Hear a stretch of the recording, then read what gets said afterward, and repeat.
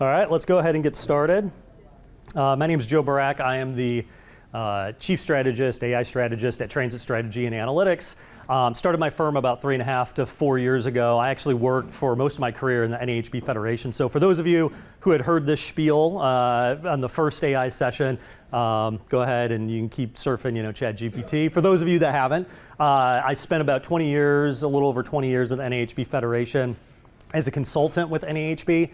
So doing advisory services, consulting with the state and local executive officers, doing board orientations, traveling around to the local and state associations.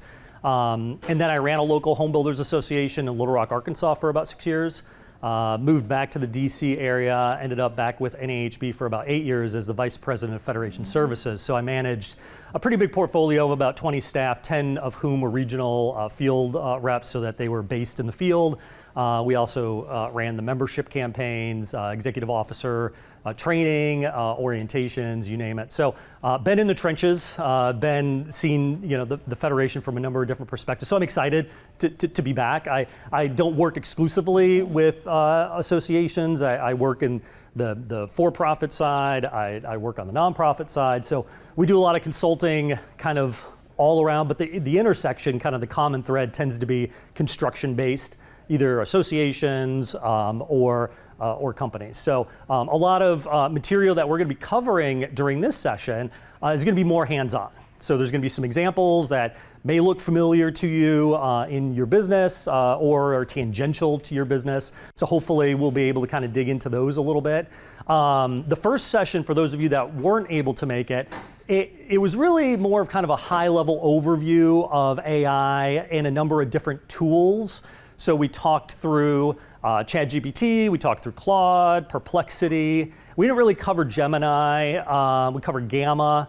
I couldn't get the video for Otter to work, which is a transcription service, but we kind of touched on a number and then showed some use cases of how you can apply ChatGPT to your back-end business processes. So the idea was just to kind of get those creative juices flowing and see different ways that different clients, business professionals might be using this technology for their kind of workflows and crashing their business cycles.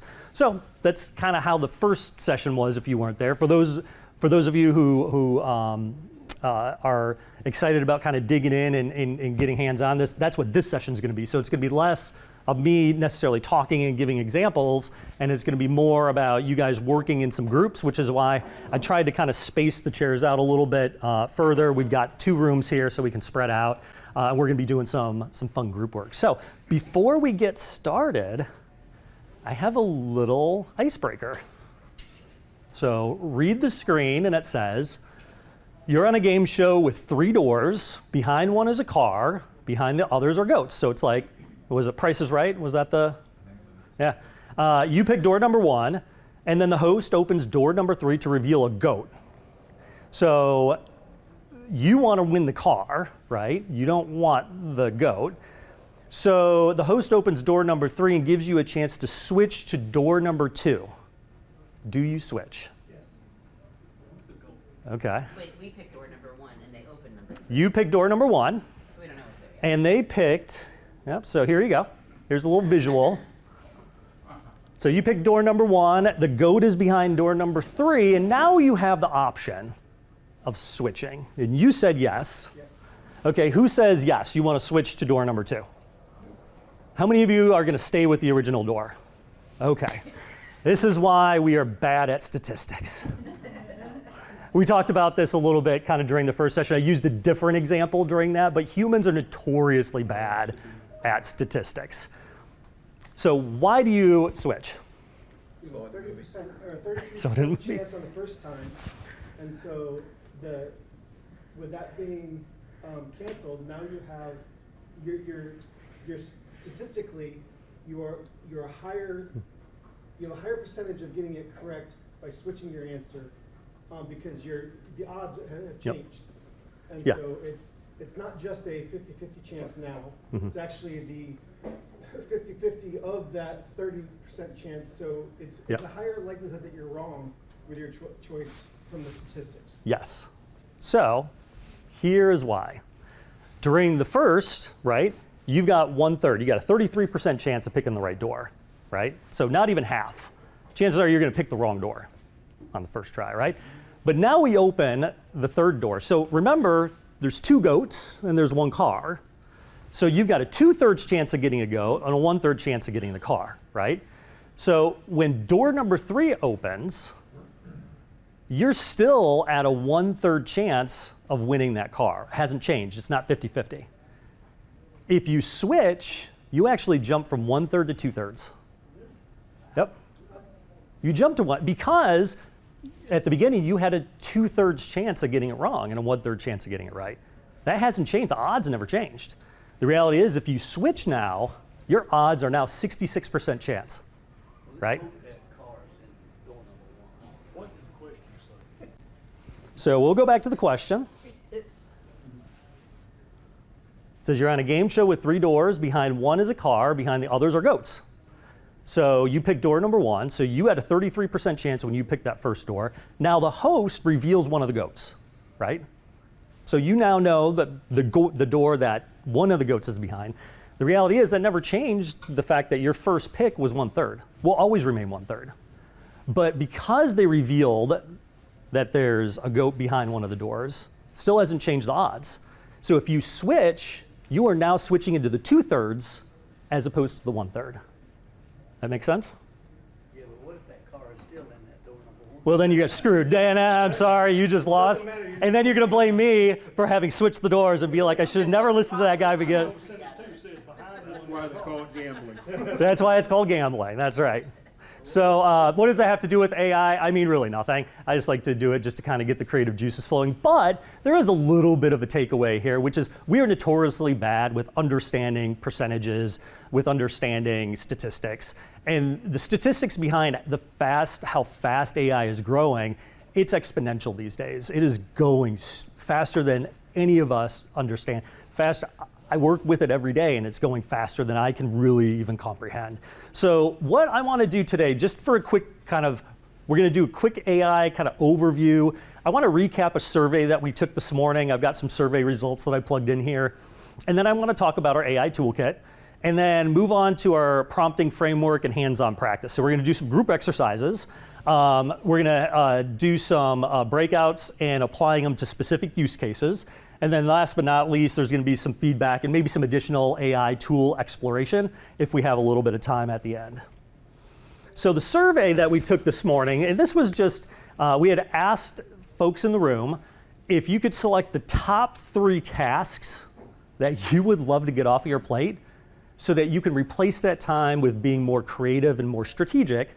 These were the 3, or these were the top of the 3. So scheduling was number 1, expense reports number 2, data summarization and analysis, which were kind of tied with expense reports, spreadsheet creation and updates, social media, meeting preparation and follow-up, job site documentation.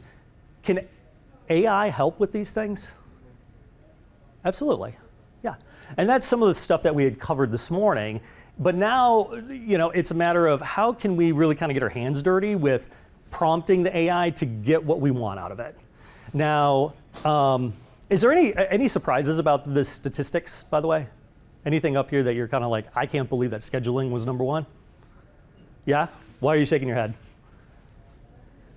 Because my husband's a builder, Uh-huh. and so trying to get subs on the site when they say they're going to be on the site Uh-huh. can be sometimes difficult. So I can see why that would be a top Yeah. item because you spend a lot of time doing it. Site management, yeah. But I would look at it as a manual process because you have to kind of goad some of them to get Yeah. onto the site.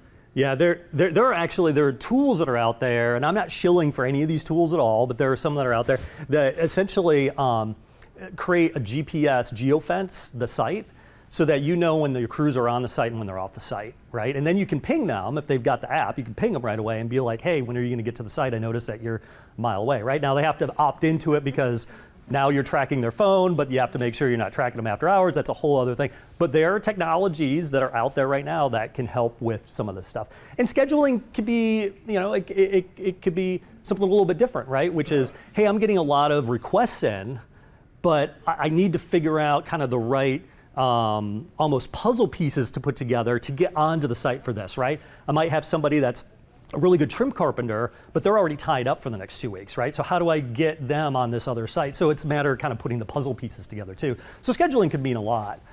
Any other surprises on this?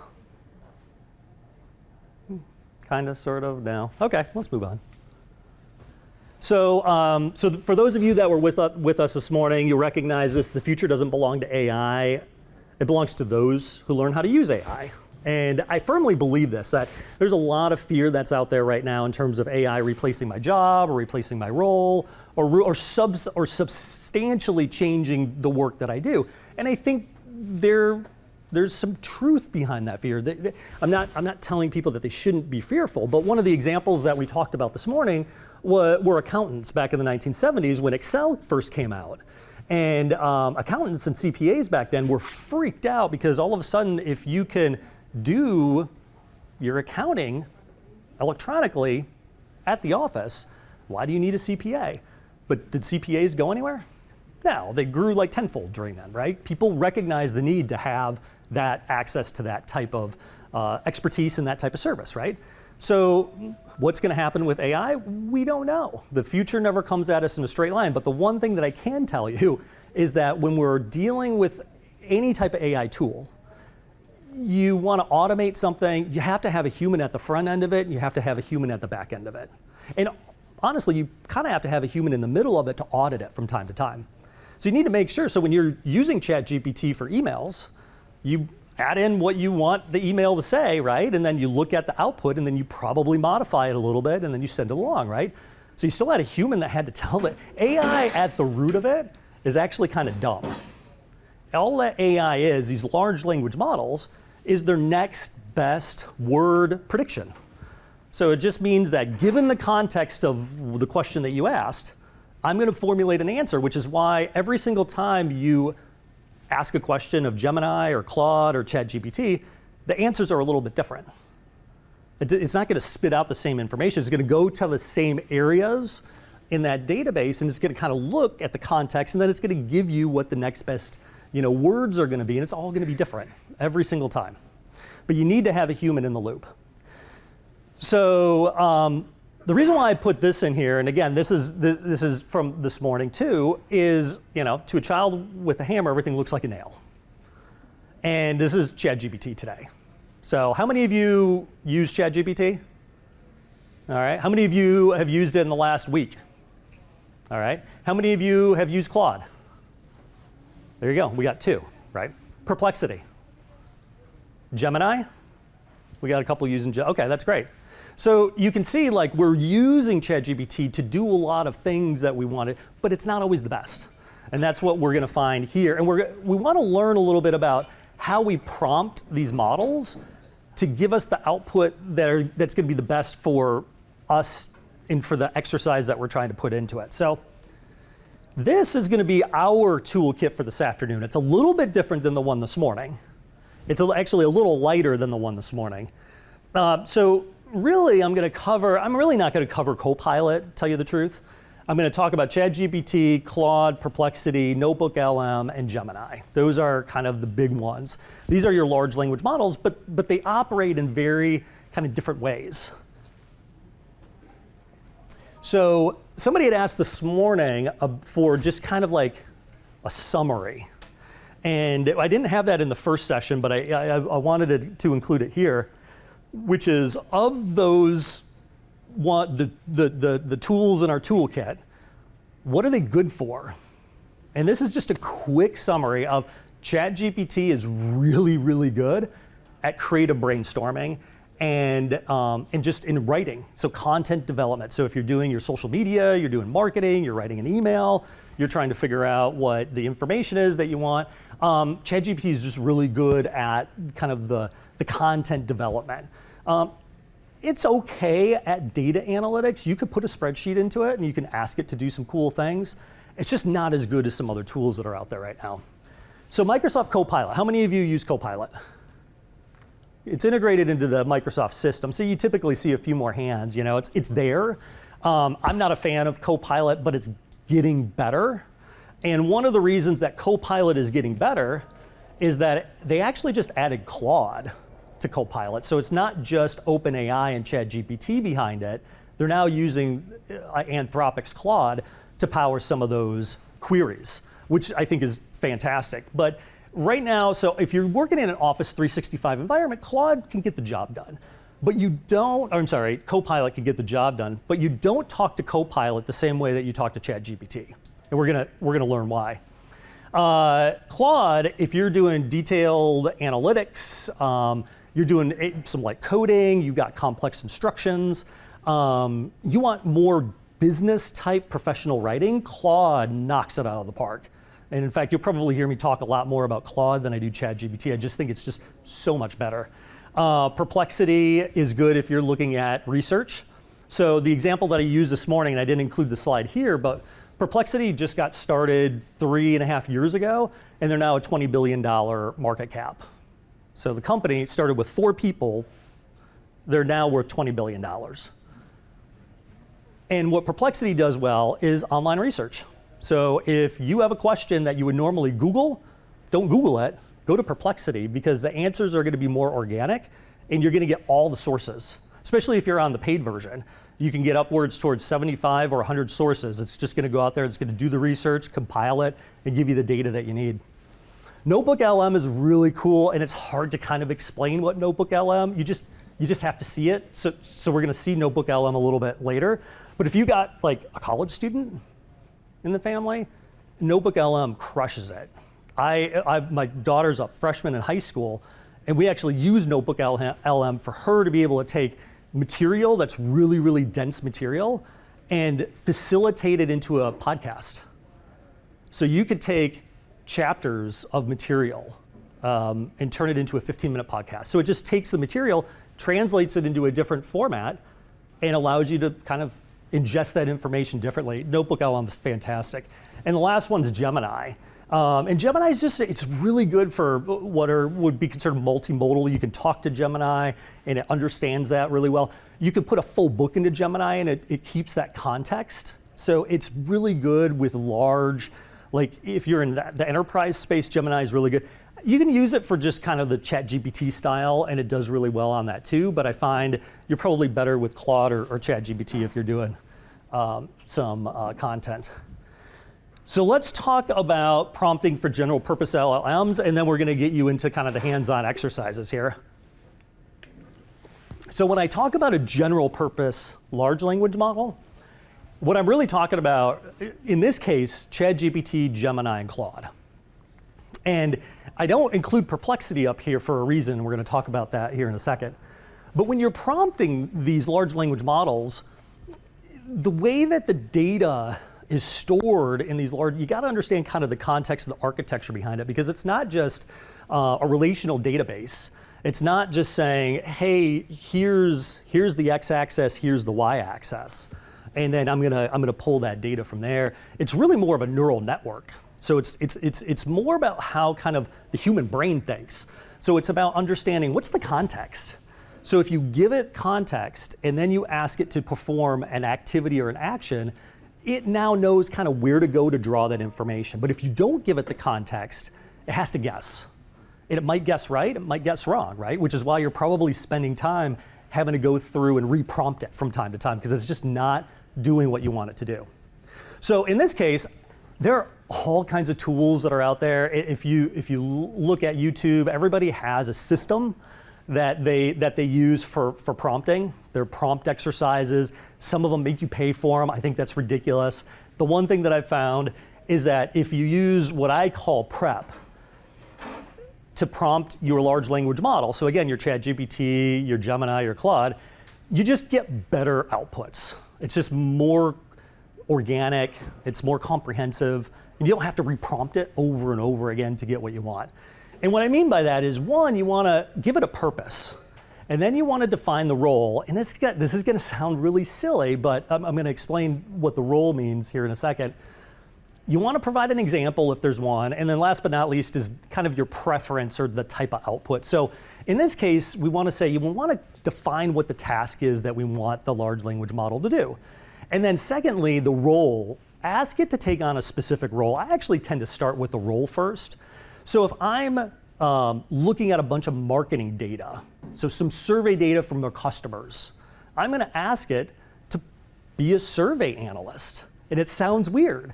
You are a survey analyst, okay? But when you do that, that gives it the context that it needs to actually start drawing and thinking in terms of what a survey or a marketer or a strategic planner would think like. And it uses that language and that terminology. So you want to clearly first define the task of the request. You want to ask it to take on that role or that perspective. You want to expand with the background information, so give it an example. And then you might have a preference in terms of the style or the tone or the output, right? So this sounds like a lot, but you break it down. So you say, please summarize the attached State of the Nation's Housing Report. So this comes out annually. I think the Harvard Center for Joint Housing Studies comes out with it. NAHB works on it, along with a number of other groups. And I'm saying you're a world-class researcher who specializes in translating technical data into everyday language. And then I say the audience is a group of homeowners and consumers. So what I want to do is I want to take this really kind of comprehensive technical information and I just want to make it plain language. Because I want to write some blogs off of it. I might want to write some articles for my customers. I might want to contribute to a newsletter. And then last but not least is the preference. So write a brief blog post about the outlook for housing in 2025 for homeowners, okay? So what I do is I put that all together into a prompt that looks just like this. Anybody want to read this for me? You're a world-class researcher who specializes in translating technical data into everyday language. Please summarize the attached State of the Nation's Housing Report. The audience is a group of homeowners and consumers, so focus on simple, no-nonsense language. Write a brief blog about the outlook for housing in 2025 for home buyers. Okay, how many of you are writing prompts like this? A few, okay, I see a couple of hands, okay. And what's different about this prompt than what you might be doing? What's that? You might just put one sentence in, right? Just give me the data, right? Just give me the info.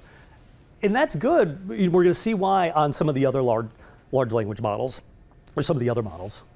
But when you're dealing with Claude and Gemini and ChatGPT, you have to be this specific, especially if you're feeding information into it, you're asking for output. Here's what I want you to look at, right? Here's the role that I want you to take. And again, it sounds really goofy, but talk to it like you would like a marketing assistant. And then the second one are the task-specific large language models. And these ones I break down into Copilot, Perplexity, and Notebook LM. And the reason why I break these down is that if you're using Copilot, it's already embedded, it's integrated into your Microsoft system, right? So it's in Office 365. So the thing is if you're trying to write an email or you don't necessarily need to you don't need to give it the role, you don't need to give it all that information. You just need to give it the prompt. Like, just be direct. So here's what I need you to do. So if I'm in Excel and I want to, let's say, analyze some data, I'm just going to ask it to analyze data. If I need it to add some columns together, I'm going to ask it to add some columns together. I don't need to tell it to do a pivot chart. I don't need to go into the role that I want it to play. I just tell it to do that, and it does it. So in this case, I use what's called task, because it's a task-specific large language model. It's there to do a specific task really well. So you start with your outcome or your end goal, so your target. What's the action that you want it to do? What's the scope? And then are there any files that you need to upload? Is there any knowledge that needs to be powering this, right? And if you're in Copilot, you're already using it probably in a document that you've already got open. So it's already there. So what you want to do is, so an example would be provide me a table of data. I'm looking for building permits and housing starts for the last 5 years in and around Columbia, South Carolina, and look for NAHB and census data is what I would kind of pull together. Now, I'm not going to put this necessarily in Copilot or Notebook LM because I'm asking it to go out to the internet. So I'm going to use Perplexity on this one, right? So this is how I'm so you can see how it's a lot more defined. And it's not as verbose, right? It's not, I don't have to be creative, I don't have to be comprehensive. I'm just saying, I'm a builder preparing my forecast for 2026. Please help me understand the last 5-year trend of building permits and housing starts in and around Columbia, South Carolina. Use census and NHB data, put it in a table format, right? This is what I want. I'm just telling you what I want and give me that output. So here's what we're gonna do. We are gonna improve these prompts. So what I'd like you to do is break into groups of 3 or 4. So circle up and work your way through as a group through these prompts. So the first one is, my office manager is leaving, write me a new job description. So 1 sentence, 2 sentences, right? The second one is, my company website's outdated, tell me how to make it better. And the third one is, I just received the HBA's 2025 Builder of the Year Award, write me a cool press release. So circle up, huddle up, work on all 3 of these, and write the prompt, improve it how you would improve it based on either what we talked about, whoops, the task specific or the general purpose. Does that make sense? Yeah. Okay. All right, so and what did you, I'm curious, what did you guys use did you use ChatGPT? Did you use Claude? Chat. Okay, perfect. And what'd you guys use? What's that? Chat. Yep. All right. So let's move on. Since we're going in reverse order, number 2. Hey, did you guys get the second prompt at all? Who you did? Okay.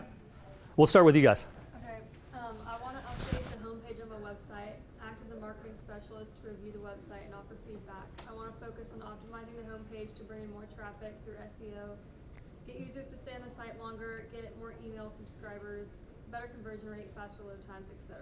Give me a list of updates I can make myself and a list of updates for my web developer to implement. Here's the link to my website. Wow, that's fantastic. Congrats.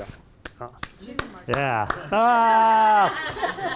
You could have led with that. Buried the lead there. There we go. And there are tools that are out there. There's Screaming Frog. There's all these different tools that tell you, what your keywords are, what's being, your kind of Google Analytics, on steroids. But the cool thing is using this, and I've recommended it to clients who are looking at doing a web refresh, is I'm like, just start with Perplexity.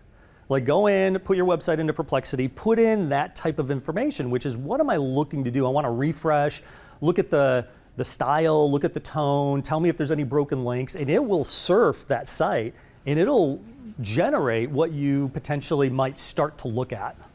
So that was great. Congrats. All right, you guys said that you had number 2 too? Yeah, we Okay. had number 2, and we used Wanda's website as the example. So I loaded that into Gemini. Okay. All I said was, Wanda S. morgandesigns.com website needs updating. What suggestions? And so they, Gemini populated this very lengthy report for just the suggestions. And I haven't studied it close enough. Right. Wanda? Chat GBT, it gives it gives things that it thinks is good, like it lists things it thinks is good, positive, and then it says what can be better, and it lists out the Okay. things that it thinks. That it thinks. See, and this is the interesting part. It sounds like you didn't really use like a really long, lengthy prompt, right? It was like, just tell me the way. So what it's doing in that case is it's assuming, it's like, well, people that need this information typically look at these types of standards, right? So, it wasn't as specific as the group in front, because the group in front, you guys were very detailed about what exactly it was that you were looking for, right? What you guys did was you kind of left it open, and sometimes that's okay. I think, just it gives you a chance to start, and then you see what it comes back with, and then you use that to drill down, right? To say, okay, it's funny, it kind of came up with, I like the good parts about it. Let's explore that a little bit, right? Let's find out what's working a little bit more. So they didn't think about that. What's focused on what's broken, right? So it gives you the opportunities to iterate if you're kind of in that stage. So you don't always have to be super comprehensive depending on what you're trying to do. Yeah. Quick question. So, Yeah. seems like task 1 and task 3 is more word-based tasks. So ChatGPT would be one of the good candidates to Yeah, work on that. that's right. But number 2 is kind of more of a work. Which tool would you recommend Oh. on that use for? So I would say, if I understood you correctly, so 1 and 3, I would say are the general language models. I need to be very, kind of comprehensive about what I want out of it. 2, I was kind of my curveball. That was my task-oriented one, right? That was my, I was curious to see who would get to Perplexity on that. So if you use ChatGPT, ChatGPT has access to the internet, and it does okay. But Perplexity is just the gold standard on anything that's web-based research, right? So to be able just to say, Perplexity, go out, grab the information that I'm looking for. I might want to be a little bit more prescribed. I might not want to be, but it's going to go out there and it's going to surf that site. So it's more task. You would use the Perplexity for the... I would do Perplexity for number 2. Yep. Yeah. Now you can use the other ones. They have access to the internet. I just don't think that the responses or the output is as good. I was thinking Cloud Yeah. or Or Gemini? Not Oh, no, okay. Yeah. Well, we'll look at those here in just a second. All right, no, that's great. All right, and then number 1, you guys hadn't gone, so do you want to cover what you did with the first prompt? We wrote, you are a hiring manager for a residential construction company specializing in hiring employees, includes scope of knowledge, skills, including strong organizational communication and leadership to oversee daily operations. Write a new job description for the position of office manager to potential new hires. That's awesome. Comprehensive, detailed, you gave it the role, you know what you were looking for, you had an output. That's fantastic. All right, anybody else want to share their number 1 or want to move on? Yeah, they're good. Okay. Yeah, they beat us. I'm sorry. Damn it. I don't have any prizes, so it's not as, it's bragging rights, and people aren't going to remember when you walk out here anyway. This is what I came up with. So, and when I say me, I actually didn't come up with these prompts. Here's the shortcut. I'm going to give you the secret sauce, is if you're looking for a really, really good prompt, ask ChatGPT, ask Claude. Explain what you want it to do, and it will prompt it for you, right? So in this case, I said, for the first one, you're an experienced HR consultant who specializes in design build firms. Please draft a clear and engaging job description for an office manager position. The role oversees scheduling, payroll, customer service coordination. The audience is prospective job applicants. So focus on clarity, professionalism, growth potential. Write it in a tone that's friendly, family-oriented culture, right? So I kind of explained what kind of prompt I was looking for, and it came up with this. And I was like, yes, that's what I'm going to use. However, Yeah. I know something. And I don't know from my previous searches or something. I asked just the testing. Yeah. Very simple. You are an owner of a small construction company. Write a job description for a new office manager to handle daily operations. Very simple. And actually, it gave me point out all of them over here on the descriptions without I am saying. Right. And that happens. So that's where I say sometimes it takes the liberty, right? Here's what's weird about ChatGPT 5, if you're using ChatGPT, versus the previous models. When you ask it something now, ChatGPT 5 initially thinks about it and then decides if it's going to answer short or long form. So it's already analyzing what you're asking for, and it's trying to understand, do you want a more comprehensive answer to this, or do you want kind of the short, brief answer to this? So it's already sending this and making these decisions. It drives developers crazy right now, because before you could say, if I'm using 3.5 mini, which is a really condensed model, it works really good on certain processes. But now ChatGPT 5 might look at that same prompt and might be like, I'm going to send that to research, so I'm going to take 15 minutes to research that, right? And it drives some people crazy. I'm not a big fan of ChatGPT 5 because it does that, but I know that it does that, right? So here's the thing. Sometimes it understands your context and sometimes it doesn't. And I find sometimes that's okay because it comes back with something I might not have thought about. So you kind of iterate with it and you figure out what your language is. What I love to do though is just ask it like, I know that I want to create a new custom GPT and I want it to train the brand voice, right? But I can't think of all the language that I want to use for it. So I explain to it what I want and it will then create the custom instructions that I need. And that to me is the special sauce here is you just ask it and then you play around with it and then you put it in, right? So it kind of cuts your prompting time in half. I know we're going through prompting right now, but we want to get there before we get to, the shortcuts. So the second one, I said you're a web strategist who helps local builders modernize their online presence. Please review my current website layout and provide a step-by-step plan to make it more engaging and credible to audiences, homeowners reaching custom builders. Focus your recommendations on improving design, navigation, calls to action. Present your suggestions in a number list that prioritizes quick wins, right? And again, I kind of explained what I wanted and it came up with this as the prompt. And then last but not least, you are a public relations specialist who crafts engaging press releases for the housing industry. Please write a 300-word press release, so on and so forth. So you kind of get what, at the end I say write in a warm, confident tone that feels proud but not boastful. And again, I'm like, here's kind of what I want, and it crafted this for me. But you kind of have to start somewhere. So what I want to do for the next couple of minutes before we get into our next exercise, what I want to do is I'm going to get out of this and I just want to spend a couple of minutes actually going through some of the tools that we have. Let me see if I can make that a little bit bigger. So that's Perplexity. Here's ChatGPT. All right, so I don't know why that's, let me refresh one. All right, ChatGPT, what are you doing?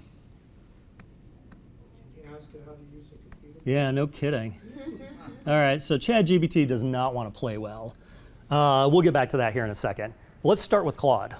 So Claude, this is my favorite. This is why I love Claude. One, the interface is very similar to ChatGPT. But what you can do with Claude is you got your chats and you got your projects over here, and I don't know, it won't expand to see that, but I've got projects. And like I say, when I'm working with a client or working on any particular project, I can save it in here and it's got all my information in here. So if I'm working on a program about emotional intelligence, I can add in previous programs that I've worked on before, calls that I've had with the client, whatever the case is, and I can have it all in here and then I can interact with it in terms of, I want to reorient the timeline or reorient the way that I do this program, right? So I can engage with it in a way where I wouldn't really be able to unless I'm just opening up ChatGPT, but it's all saved there essentially as a folder with all that information inside of it. And then the other thing too is that if you start building out different projects and you're starting to kind of play around with some of the other features of Claude, it saves them as artifacts so that they're like little code snippets that you can go back to and rerun from time to time. So for example, let's go in, that's my chat history. Let's do this. What's that? Are those subscription features? They are part of the $20 a month subscription. So I want to show you one of the ways that I think Claude excels. All right, so let's see here. I'm updating my website and I want to gamify home building. Can you craft a cool interactive game I can include? So it'll think about this for a second. And the cool part about it is that if it's working the way it needs to, it'll start actually coding an interactive game. Like it'll go out there. I didn't give it a lot of detail, right? But what it'll do, you can see now, it brings up another window, and it's writing the code to code a game for your website. And I've seen builders do this already, like when I show them and they go in, they're like, yeah, I've always wanted to include. NHB used to have a game called Homes of Our Own, which was a really cool like interactive CD that kids could use to build their own homes and stuff. And I thought, wouldn't that be cool for like the homeowner to be able to be like, hey, I'm a luxury builder. Here are the types of trim that we have. So give them an opportunity to go in and kind of play around with different features and see how much the cost would be for something like that, right? So you could go in, you can come up with, and this is coding what would be pretty much considered version 1, right? I just hold a basic level of what I want it to do. And then it'll come up now, this thing is going. So hopefully it looks amazing. When it's done, it'll have what's called an artifact that I can go in, I can actually play around with it. So it won't be fully coded because it's just giving you kind of the features of what it ought to look like. But when it's done, you could take that, and let's say you like that artifact and like, you know what, I want to add something like this to my website. You've just crashed that version 1 and version 2 process, haven't you? Because you said, here's what I want, here's what Claude gave me, I want to take this to my developer and I want to say, finish this out, right? You see what I want on this, finish it out and put it on my website. So you've been able to like really kind of like amp up some of your, wow, this thing is going. I did not expect it to do this. Now this is the thing when Claude, so Claude's actually, the memory on Claude is expanded, the context windows have expanded, so it can do a lot more with less. And I think that's what's going on here is they've. Can you not tell it like after it gives you this, can you not tell this how to expand? Yeah, I can iterate on it, right? I could be like, okay, so here we go. So this is my dream home builder, gives me a budget, okay, $10,000. That's, we're living in 1947, you know. But again, I gave it very basic instructions, right? And then, you know, it's build walls, I can add a roof, I can build a chimney, I can add a garage, I can reset the game, and then it should add stuff up. But you can see, it doesn't, I think it's just thinking, it's taken a while to do this. But you can see just in a matter of what we've been talking for like 2.5 minutes, and it built this for me, right? I might not like this. I might say, okay, it really needs to be a $2 million, $2.5 million budget, and it needs to have these additional features, but I've got something now to play with, right? I can iterate with this, and it'll recode. So I could go back in and be like, budget needs to be, budget is 2 million, and add luxury finishes. So it sits there and it thinks about it for a second. Claude is better it's good for coding. It's great for coding, which is why it's also really good for data analytics. Because it just takes everything in your spreadsheet, it codes it, it understands the context, and then it provides you the analysis and the summary based on it. We tried ChatGPT, it wasn't very It's not very good, yeah.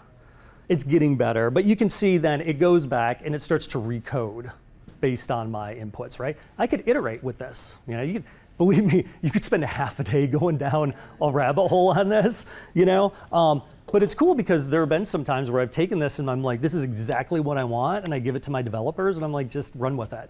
Because they see it, they know it, right? So those are just a couple of features that I like about Claude. We'll let that keep going. So this is Gemini, and some of you use Gemini. For those of you that say that you use Gemini, why do you like Gemini? It's just embedded into whatever. It's easy, right? Ease of access, yeah. It also knows who I am. Okay. Now, I guess it has all the access that it does to my Google history. Okay, so if it's connected to like your Gmail and your Google, I guess what you call it, your environment, yeah, it can go back and can reference that information. So you could say, talk to me about a meeting that I had 2 weeks ago. And if all that information, the transcripts or whatever in there, there's an email that you want, you just can't figure out like when we had that conversation, it can go back and find that. It also is very flattering. I like Oh, yeah. Sometimes a little too flattering though. I'm like, I'm brilliant. yeah, I know I'm brilliant, but at one point, OpenAI, this is probably 6 months ago, they had to roll back an update that they did because it was way too flattering. It was like, maybe, maybe you should become an entrepreneur because you're going to make billions of dollars. And you're like, wow, that is fantastic. Where do I sign up? But you can see that Gemini, again, same kind of interface, right? You can interact with it. So Gemini also has, you can do deep research, you can craft images with Gemini. Gemini has, and it's got this little banana there, it's Nano Banana. Has anybody heard of Nano Banana? Just came out a couple weeks ago. It is their new image gen, and it is impressive. So give me a problem. What do we want to create an image of? Keep it clean. I've been sitting here thinking about, I would have never thought to ask AI to build a game for me. Right. So now I'm curious about other stuff, like if we uploaded a set of plans, could we ask it to build a 3D model? It can't do that yet. Can't do that. No. Do you It's just too technical right now. Yep. But that's where it's headed. Okay. Yep. Yep. So for the image, do we have to give it a picture to? No, take it off? no, I can just say, just craft me an image of a group of builders having coffee And learning about. on a job site and learning about AI. All right. And let's see what it comes up with, right? So it always takes a minute to think. And let's go back to Claude and see what it came up with. Oh, so now we have the luxury home builder, came up with our $2 million budget. Premium foundation and walls, okay. Slate roof, grand entrance door, floor to ceiling, 3-car luxury garage, right? And again, it's just making all this stuff up because I didn't give it a lot of detail, right? And now let's see if Google, oh, so here we go. Here's our image. Look at that. That's amazing. Yeah. Everyone except the woman has a beard. And they all have a piping hot cup of coffee. Yeah. It's fascinating, right?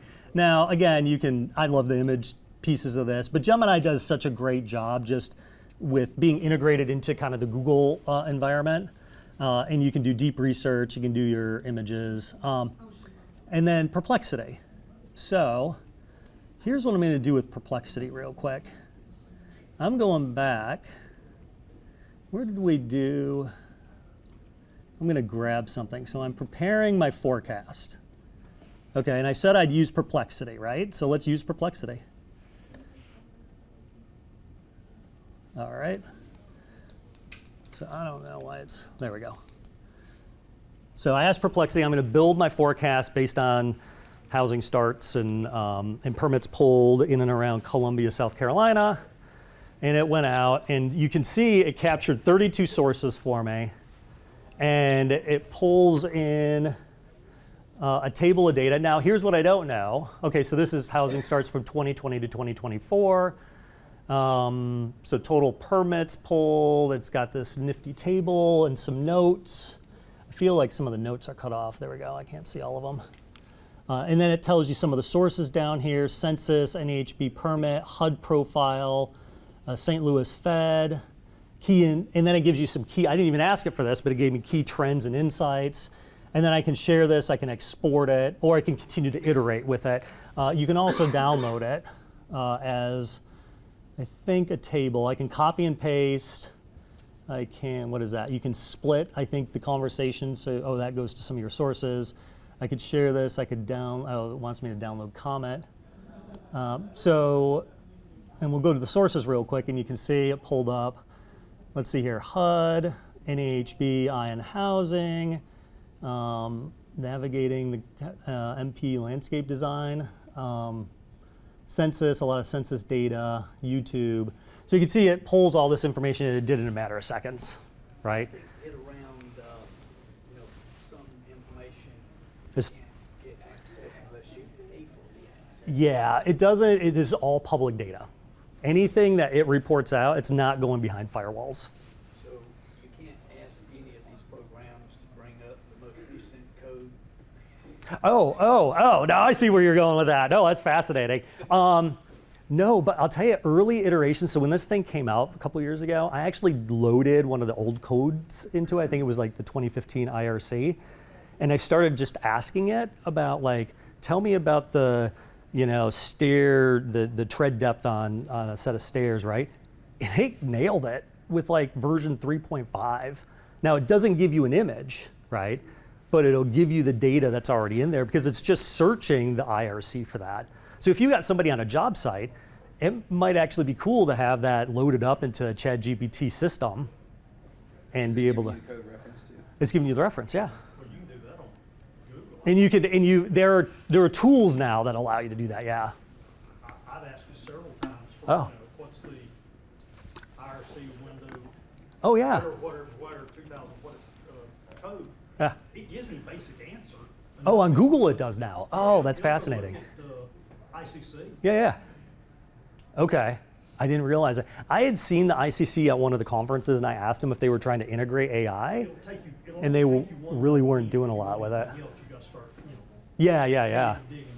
You got to dig. That's cool. I have no idea what this stuff would do. Yeah, yeah, yeah. Well, what it does is it just draws from that corpus of material. So it's 309 right now. So it just draws from that. So it's not going to hallucinate. It's just going to take the information that's in there and it just extracts it out and then kind of repurposes it back for you. But I didn't realize. I'm going to have to try that with Google. Thank you. All right. So this is Notebook LM. And like I said, Notebook LM is kind of a weird beast. I think Google, if I'm trying to think like Google is building this more for like college students and like professionals who are going through like kind of recertification and professional development, because it has this interface here, and I don't know if you can see this in the back of the room, but it has this interface where you can upload a document. So in this case, this is an online plan room that I work with up in Minnesota, and I uploaded, they've got like a staff training manual that teaches their staff how to help members navigate their online plan. So it's a really complex system, right? So they have this training manual to help the staff understand questions that members are going to ask regarding this, right? So I uploaded, and you can interact with it like you do with ChatGPT. So you can go in here and you can ask it questions. So it's just interacting with the basic data that's in there, right? So it's not making anything up, it's pulling the information that's there. But what sets Notebook LM apart is that you're essentially taking information that is in a written format and you're repurposing it in different formats. So you can actually create a podcast from Notebook LM, and it's AI generated podcast. What I did here was, this is a video feature that they actually just came out with maybe 4 weeks ago, that it's like a podcast video. So it's a narrated video based on this one document that I put in. I'm gonna play this for you. Welcome to your mission briefing. Your objective, should you choose to accept it, is to become an absolute master of the MBX plan room. Now, I want you to forget about thinking of this as just some software.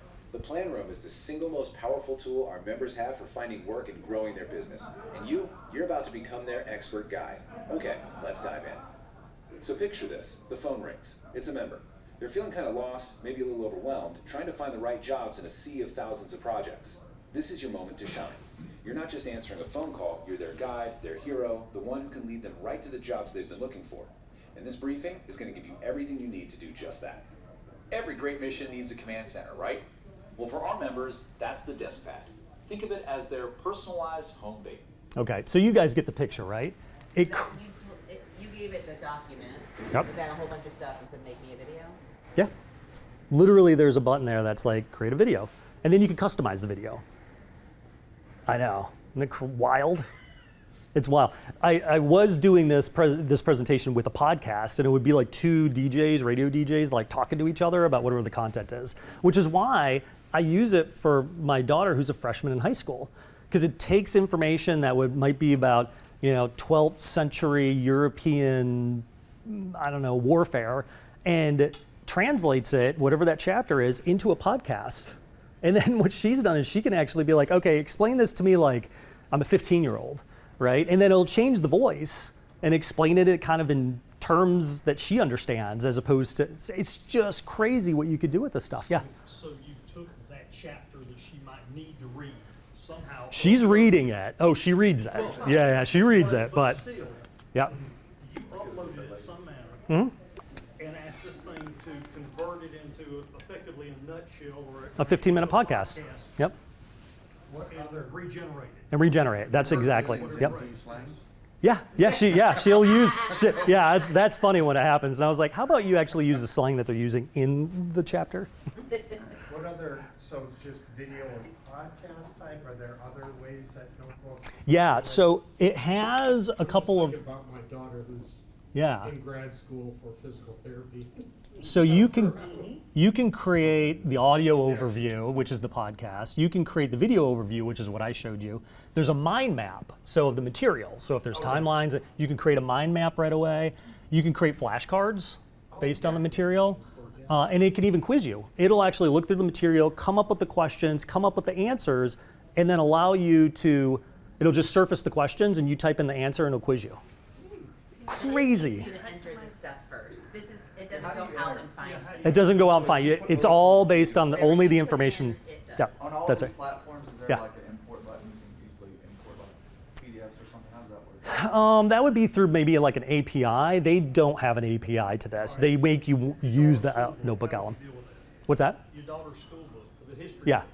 How did you get that information to what she might be able to The teacher sends the PDF chapter out every single week. Yep. already send to you? Okay. Yep. So we just upload it every week. Colors of the video? What's that? Can you customize the colors of the video? To a point, there's some customization. It's the beta feature right now, so they're just trying to kind of figure it out, but it works. Yeah, and the customizations are coming. So on the voice side, that's a little bit more advanced, and you can customize the voices, the number of people, all that stuff. Yeah. So back to the school scenario. Yeah. Creating a study guide and whatnot. How might you create a sample test that you might be able to take? To Oh yeah. see Yeah, you can do that. it as part of that tool? Yeah. I mean, and that's why I say I think that what they're driving towards are more for like college students, professionals. So if you've got continuing education, hours, like the things that you're going to be able to do with this are amazing. I'm Yeah. in the process of becoming a CBO. So could I put a code book in there and then ask it to make me flashcards? And it'll do stuff like that? It should, as long so the context window, like if it's a 500-page code book, try it. It may not take 500 pages, but if you break it up, it might take chapter by chapter. Yeah, exactly. It'd be great for employee training. Exactly. Right? Yeah. Orientations. Yeah. Isn't that crazy? All right, so I know this is supposed to be more hands-on, and I feel like I'm doing a lot of talking. So I'm going to get back to a couple other programs that we can do here. So large language models, hands-on activity breakout. Okay, so this is our last group work.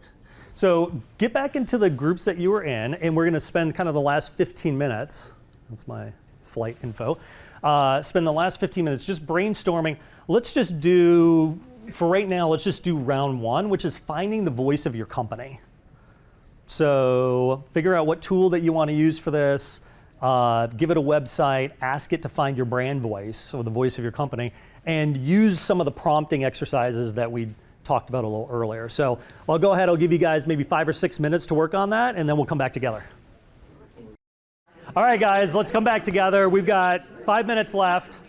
So round one, find the voice of your company. Who wants to share the voice? Yeah, go for it. Well, so we put in the prompt for Johnny's company here.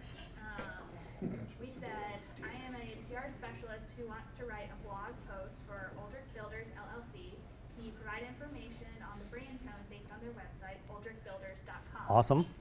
And it came up with a bunch of stuff: trustworthy, grounded, craftsman, skilled, detail-oriented, warm personal relations, Nice. confident across scales, modest, respectful, authoritative.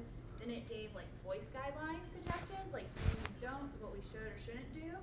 And then it gave us a sample opening paragraph that says, at Aldrich Builders, we believe your home should tell your story, not ours.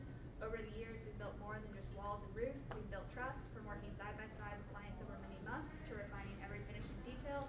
Our approach combines old-fashioned ingenuity with modern know-how. Let me show you how and why our clients say that with us. There are no surprises, only satisfaction. Wow. He said that nailed their company. So There you go. And you'd pay a marketing specialist how much for them to come up with this, right? Congratulations. What did you use? ChatGPT. ChatGPT. Okay, perfect. All right, who else wants to share? One more. We can take one more. We'll do one. You will do? Okay. So what we're gonna do is cap off after she suggested it, refine it with more of a heartfelt feel, okay? So it said, inside their Greenville workshop, sawdust settles like snow across old wooden tables. And the sound of hand tools carries the same rhythm it did generations ago. Every shutter begins as a plank of wood and becomes through patience and care a piece of the home. A quiet testament to the beauty of things made well by people who still believe in the power of touch. And then it goes on to say, when we ship a set of shutters across the country, we know they'll hang on a home where someone will open them every morning to let in the light. And think about the people who will live behind them, about families gathering for dinner, kids laughing in the yard, and how those shutters will quietly stand guard for decades. That's why we do what we do. I'm telling, wow. That's a like, movie. I was about ready to say, it's like Thomas Kincaid wrote that, right? Like, the snow is falling, the fire's cozy, it's fantastic. Oh my God. So the prompt for that was nice, now making people cry. Yes, Yep. that's the heartstrings. I've done that one before, and it's like every time they do it, if it nails your way, it will do it in a way that you're like, oh my gosh, like that's so good. No, that's fantastic. Thank you guys for doing that. That was a good end cap. So we've got like 1 minute left. I know I've got some stuff up here that's like your AI action plan. You can read through this at your own. You're going to get access to the slides and everything. Anyway, but I want to answer any questions that you guys might have. First of all, was today worthwhile? Yes. The ability. Okay. That's great. That's good. That's good. You shouldn't be. Yeah. You know, this time, once you use it, you realize that it's really not that smart to begin with, but it can do some cool stuff, right? What questions do you have? Which ones are the ones that would do like I've seen people who have like their AI person, like me on YouTube, but it's not me. What is that one that does that? Do you know what I'm talking about? Like your own, like a doppelganger? Like an avatar, but like an avatar. You can type in the things and you can say, now tell me the story, and then like that could be a talking head, but it's not me doing it. You know what's funny?